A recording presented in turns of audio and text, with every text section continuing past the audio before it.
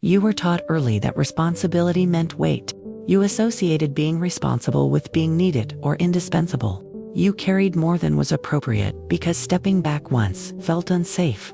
You confused responsibility with overfunctioning because release threatened connection. None of this made you irresponsible. It means you adapted to expectations that exceeded your role. And so here are 9 forms of responsibility that strengthen you. 1. Ownership of choice. Responsibility begins with agency. You adapted by deciding for others because leaving choices unmade once created chaos or punishment. 2. Boundary of role. Responsibility has edges. Your nervous system stepped into roles that were not yours because someone had to hold the structure. 3. Care without rescue. Support does not require saving. You survived by intervening because watching others struggle once felt dangerous.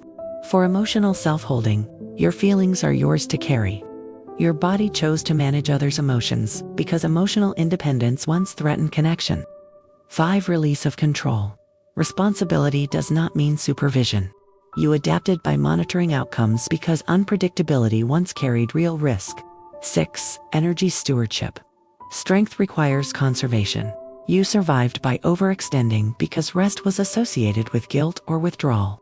7. Accountability without self-punishment. Mistakes do not require shame.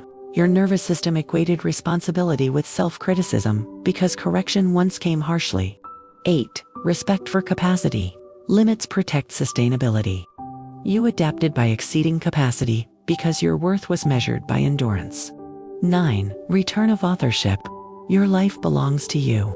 You kept yourself safe by managing everything because letting go once meant collapse. And so we realize, responsibility was confused with burden. Overfunctioning was mistaken for maturity. Carrying others replaced carrying yourself. None of this reflects failure of character. So we ask ourselves, where does responsibility feel grounding instead of heavy? What becomes possible when we release roles that are not ours?